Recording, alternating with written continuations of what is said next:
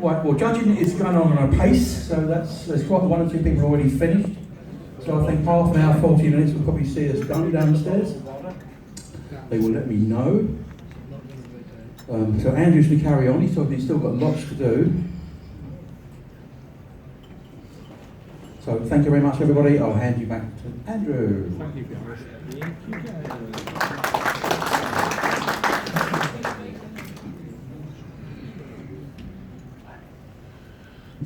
Okay, we've still got loads of slides left, but potentially we could go on for quite a while longer if judging is really slow. So these are Spangles and Opines are all sisters. Again, going back, complete mixture of lines. So I couldn't say that's Malkinton, that's us, that's that. It's a complete mix of line. One of these, this Spangle won very well. Did quite a lot of winning for us. Loads of CCs, lots of opposite sexes. At shows, did really well in the breeding cage. The previous Spangle didn't do anything in the breeding cage. So whether that was just time when you pair them up or not, I don't know. A dark green, and I never particularly liked this bird. It won a lot of CCs for us, but I think it's purely because it was the best dark green in our area at the time, because not many people show dark greens. And there's still around now, isn't that many good dark greens around. Full brother to the last one, in my opinion, a much better, more modern looking bird, but a bit rougher. Much bigger head, slightly flaked, obviously it's molting like mad here.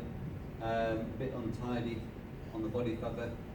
But certainly this is it when it's getting its first set of spots, so it's as a young bird. So it's only just getting new spots coming down here. So still very young. We never showed this bird because it went in its second molt. It went a bit more flat than what it was now. So it's too flat to show. So for us, with the normals especially, we don't show them if they're slightly flat at all.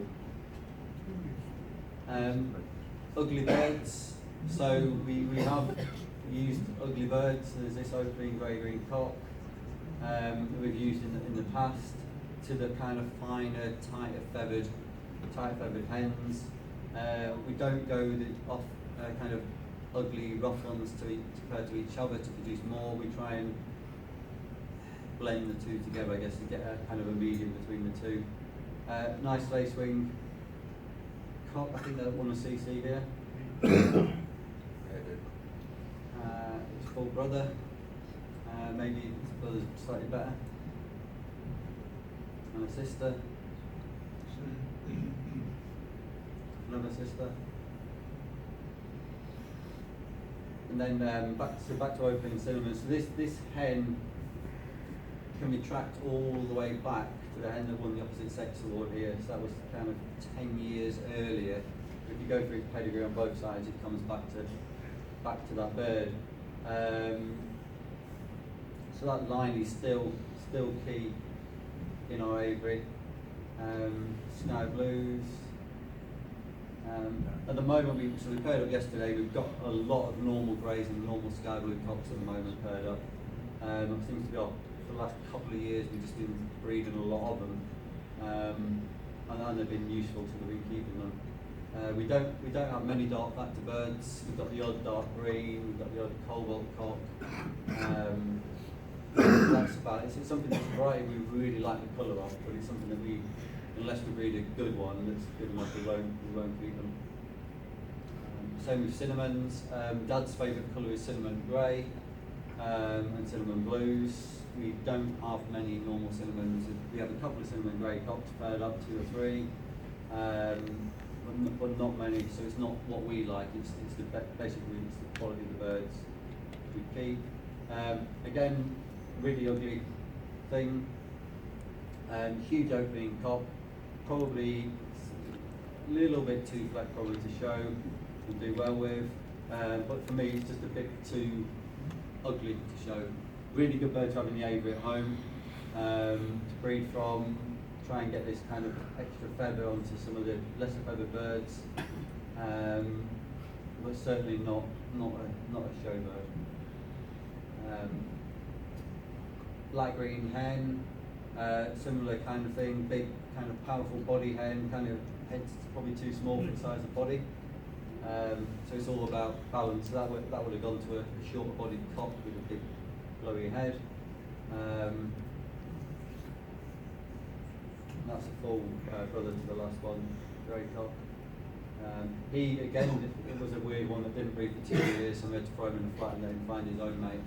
So now we're a bit more savvy. So if we've had it with if we have a bird now with 2 different hens and they're all infertile, we'll then let them pick their own mate out of a trolley cage full of hens.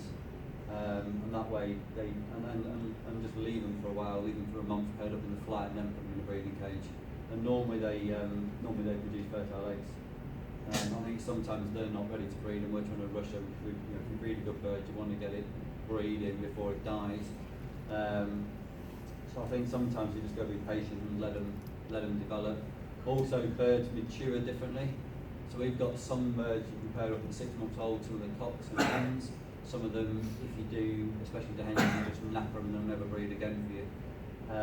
So again, I think it's knowing your lines and when the birds are kind of bouncing is the time to pair them up. Generally, we don't pair up birds until they're about 9 months old. That's our kind of usual rule. There are exceptions. Sometimes you get hens in the flights that just want to breed, and whatever you do, if you don't pair them up, they're going to lay eggs anyway, so you might as well pair them up and give it a go. But they all take different times to mature. I know a lot of people do the test and squeeze them, do all that kind of stuff. We don't. We did. So one year we decided that we'd pair up all the birds, and then on the day of pairing up, we tested every single cock for fertility, put a tick or a cross on the cage to mark whether it showed fertile or not at that time, and then looked at the results around later, and there was no difference in fertility at all. So basically, a bird can be not producing sperm today, but will be tomorrow. So you might always be, waiting too long for a bird to come around the side. I also think I just hate the idea of doing that to the birds. So that's my number one thing. We don't like doing it. So we don't. And even if you sometimes breeders come to buy birds and they say, "Oh, can we test it for fertility?" And it's like, well, you can, but unless what's the point? It's going to be fertile sooner or later when it comes into good condition, hopefully. So we don't with that. I know a lot of people swear by it, but for us it's more effort and hassle than it's worth. But also when you pair up, if some of the birds aren't quite 100% and producing sperm at that time, by the time the hen lays, often they are. So it gives them enough time to do it. Normally it's about 10 days before they first start laying eggs from when you first pair them up. It obviously varies. Young hens sometimes take longer. It's just a balancing game. We bred some recessive pieds. These popped out of lacewings. So at the time of breeding these, there was no visual recessive pied in that line for 10 years. These go back to Malkington, hence the whacking grey horrible spots. This bird, we never bred off it. We showed it a lot. It won a lot of CCs for us, and then we swapped it for some. It won a CC here, in fact. Then we swapped it because for us it wasn't good enough to breed off. We don't want to go into recessive hides at the moment. We've got enough with the normals and the lacewings and the cinnamons. And also visually it isn't as good as the rest of our birds, so we're not going to pair up something that's like number 100 or 200 cock over something that's much better. But that gene is still in our lacewing, so every now and again it pops out recessive hides. So this year it bred 2. Last year it bred none, the year before it bred out 2 or 3. So it is in them, and normally they come out with quite nice spots, and normally full sets of spots. But it's something that if we bred a really good one, we probably would then pair it into our normals and kind of play around with them. But because they're not what we think is considered good enough, we don't. Opaline cinnamons, this is split lacewing. Cinnamon cock, split lacewing. So now our normals and our cinnamons and our opaline cinnamons the splits are as good as the kind of rest of the birds. So finding mates for lacewing hens is quite easy now. Grey green cock, he was split lacewing. He went on to breed us the Lutino. So we paired him to a cinnamon grey hen, and we bred one Lutino hen, which won 2 CCs at the Clubshow. One of the few best in shows, a lot of best opposite sexes. There's a picture of it later on. But it was just a fluke. It could have popped out a lacewing because he's split lacewing as well.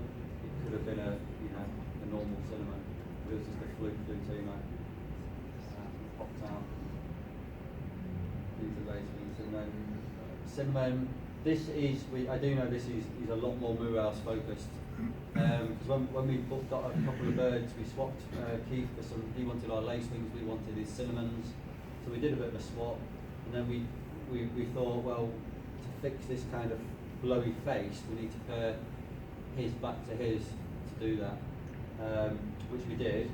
But at the same time we shortened that body, so the body went short, but the head stayed. So then we and also there's problems potentially with wings on that line. So now we've completely mixed that throughout the stud to try and get rid of that short body. It's not a feature we had before that line. Opening cock, more lacewings. Really nice stylish lacewing, not the widest, but for a show bird who's a stand on a perch, blow his head off, and often beat a better lacewing. Just because these kind of birds with finer feathers are always in condition. They're a lot easier to keep in condition for shows. A rougher version of full brother. Another full brother, the dirty head. One thing we didn't realise when we bought lacewings, we thought they were like Lutinos and Albinos. We thought they'd just cover up the flecking, so you wouldn't visually see it in the head. But they don't, they can be as flecked as anything. So now when we first got them, we did pair them to some really rough, ugly opaline cinnamons, which were flecked. And then now we're knocking out that flecking, we're changing them from being opaline cinnamon lacewings to normal coloured lacewings on the wing markings. But it is what we thought at first, straight into our best lines, onto some of our best hens, whack the quality up visually, and then know that was not great for the variety content, and then change that next. So that's where we're up to now. So we're using a lot of normal cinnamons to change that. And now we've got 2 or 3 young lacewing hens in the flight, particularly that are normals, that are really, really good quality, which we can then move forward with. And not, in effect, knock the opaline out of them. This hen, I only put a picture in this, because this was off my favourite cock that we bred until this time. So she's flecked as hell, quite a small hen, really nice feather, really nice and blowy. But she went on to breed really well for us, but she was a single daughter off this one really super cock that we bred. So it just goes to show something you've got to keep. Some of you slightly lesser birds, some of you flat birds, if they're off-key birds, you need to keep them and breed off them. And just keep lines going and just keep adding stuff. Cinnamon grey cock, he won quite a lot for us, got CCs. Really nice bird, a bit flat on the head. Not what you call a kind of modern, he had the kind of capping directional feather, but not the kind of fan blowy face that you want to see. He had a nice spot and mask. His full sister bred us the best birds that we bred 2 years ago, and his sister was half as good as him in effect visually, obviously carrying some of the same genes. Cobalt, probably the flectest bird we've ever used. It's a grey-green cob, flecked as hell. And this is the only bird we've ever had that I thought that's going to die and actually come right and bred for us. Normally when you think that's going to die, it either does die or you spend months and months and months wasting your time in a breeding cage once it's recovered trying to get it to breed, and they never do. But that one did. So that was in our hospital cage for about 8 months. And the reason we needed it to breed, or wanted it to breed, was it was off a super bird we bought in from Malkington, and it was the only one bird we bred off it. Flecked as hell. So yeah, it was ill for a long time. And every time went home, I thought that's going to be not there anymore. But eventually it came round, and then it bred really well. Yeah, normally when they get into the hospital cage, you think, yeah, your days are numbered. Really nice blue cock. This was my favourite bird we bred at this time. I think it was 2006, 7, 8, 9, 16. We're way further on, aren't we? Yeah, 2016.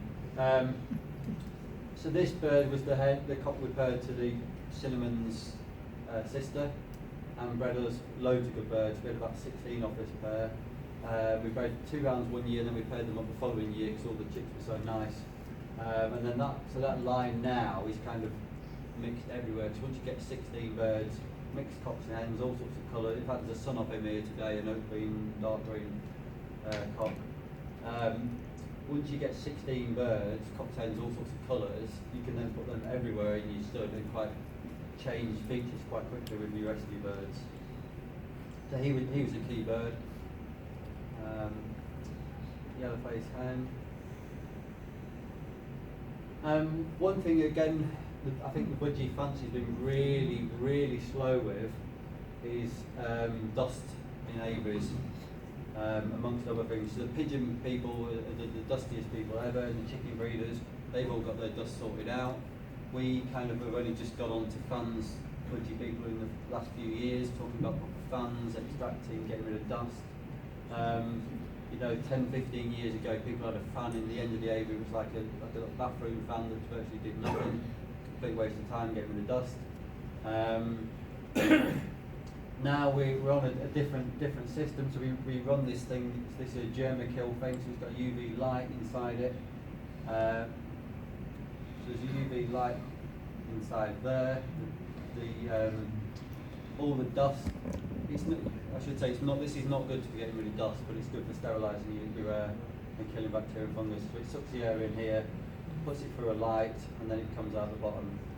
So we run this at night when all our fans are turned off in one end of the room. And then we have 3 extractor fans going all the time during the day. But this time of the year, 24 hours a day.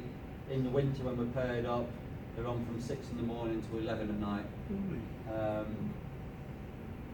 And then at the other end, so these are situated, 2 fans on one end of the aviary. They're on, this thing here is a control panel. So this has got a temperature thing, probe here. And then depending on the temperature, depends on how fast the fans spin round. So when it's nice and hot, they run full speed. When it gets below 10 degrees, they turn down to 20%, which is virtually next to nothing, but they're still sucking air through the aviary and getting rid of dust. That's obviously the outside, what you're looking at. And the amount of dust these things bring out is incredible. And we're constantly, and again when we finished, I talked about fogging before, when we finished fogging, we turn these fans off and then use the fogger to blow through the fans to get all the dust and crap outside, because the fans store dust inside and it all sticks to them.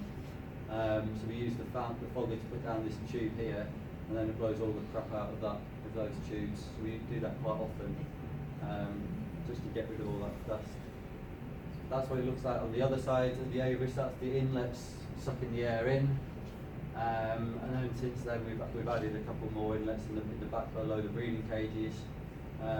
So in our aviary, when you try and close the door, it's quite hard because the fans are trying to suck it open. But it just means that there's constant supply of dust going out all the time. So although our aviary is not dust free, it's probably is a hell of a lot better than it was.